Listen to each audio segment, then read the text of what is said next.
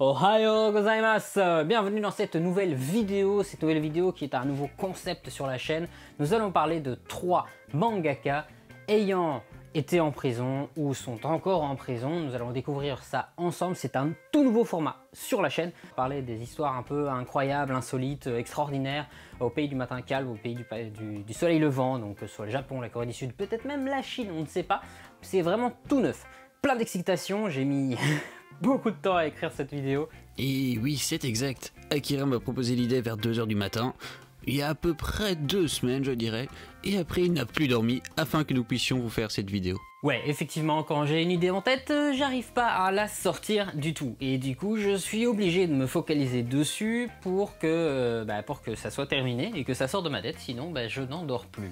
C'est parti, on va parler des 3 mangaka en prison. Le premier mangaka est Nobuhiro Watsuki, auteur et dessinateur des mangas Rurouni Kenshin, Meiji Kenkaku Romantan Hokkaido Hen, Rurouni Kenshin Pocket Garo Tenenshoku Emaki, Rurouni Kenshin Koshiki Comic Anthology, Gunblaze West, Embleming Une autre histoire de Frankenstein, Buzorenkin, mais il est surtout connu pour ses créations Kenshin le Vagabond et Kenshin le Vagabond Restoration. Le mangaka âgé de 47 ans lors des faits a été arrêté en possession de DVD pédopornographiques mettant en scène de jeunes adolescentes nues. Il avait alors reconnu les faits. « J'aime les écolières et les collégiennes », avait-il déclaré aux autorités. L'éditeur Shueisha, qui possède le magazine Jump SQ, avait alors suspendu la parution de la série Kenshin le Vagabond, affirmant qu'il prenait l'affaire avec le plus grand sérieux. Nobuhiro Watsuki risquait jusqu'à 1 an de prison et 1 million de yens d'amende pour possession d'images pédopornographiques. Finalement, le mangaka a reçu entre-temps une amende de 200 000 yens et a été libéré rapidement. Le Shueisha a dans un communiqué fait part de ses excuses sur son site, assurant que l'auteur était rongé de remords et annonçant le retour de la série, expliquant vouloir tenir son engagement auprès des fans. Bref, voici donc pour Watsuki Nobuhiro Sensei. Akira, c'est à toi pour la suite. Kazuichi Hanawa est un mangaka qui débute sa carrière en 1971. Il est l'auteur de Tsuki no Hikari, Tensui Lo Celeste, Noroi no Toshi Densetsu Monster, La Fille Fantôme, La Demeure de la Chair, Kazuichi Hanawa Sakuhin Shu, de Japon, de Contes du Japon d'autrefois, de Dans la prison et également de Avant la prison. En 1994, c'est l'année d'arrêt de Kazuichi Hanawa pour détention illégale d'armes à feu et il est alors condamné à 3 ans de prison. En 1998, le magazine AX publie le manga Dans la prison. C'est un manga autobiographique où l'auteur raconte sa période d'incarcération.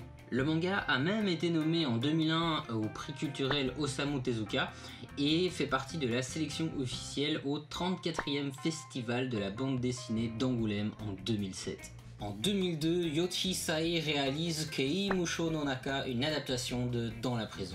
Ce film a même remporté 5 prix, il a été présenté en France le 14 mars 2003 au Festival du film asiatique de Deauville et le 13 mai 2004 au marché du film de Cannes. Et pour ceux que ça intéresse, le manga Avant la prison raconte comment il s'est retrouvé en prison. Et voilà, c'est tout pour Kazuichi Hanawa. Le mangaka Tono Mamare, de son vrai nom Daisuke Umezu, est l'auteur de Maoyu Maou Yusha, du light novel Log Horizon et manga Log Horizon, mais aussi du manga Log Horizon, La Brigade du Vent de l'Ouest.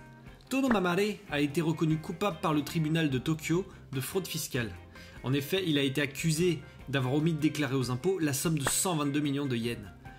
Il faut dire que l'évasion fiscale au Japon n'est pas prise à la légère. Les conséquences ont bien entendu commencé par une mise en pause de l'anime Log Horizon, après seulement la saison 2, ainsi que le manga, qui lui ne compte qu'un seul tome à ce jour.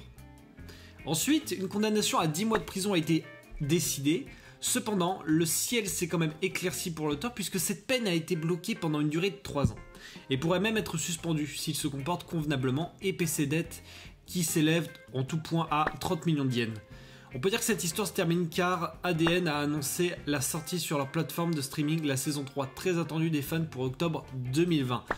On peut dire que c'est une histoire intéressante qui se termine plutôt bien et ça fait plaisir pour la suite de la série.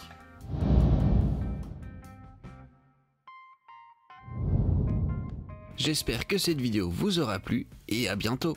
Pareil pour moi, c'était sympa. On espère vraiment que cette vidéo vous aura plu, comme j'ai dit, c'est des tonnes de recherches, c'est des tonnes d'écriture de vidéos, c'est assez intense, c'est tout neuf.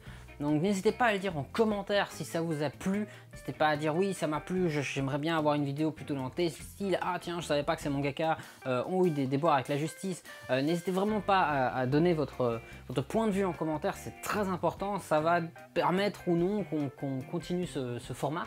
Que ce soit peut-être retrouver 3 mangaka qui ont eu des déboires avec la justice, ou d'autres histoires un peu étranges liées au manga, des histoires étranges liées au Japon, à la Chine, à Taïwan, à la Corée du Sud, peut-être même à la Corée du Nord, on ne sait pas.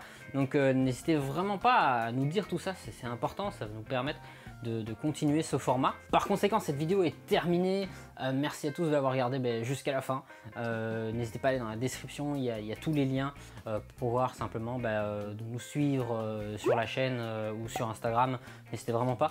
Par conséquent, je vous dis à bientôt pour une nouvelle vidéo, un nouveau format. Sayonara.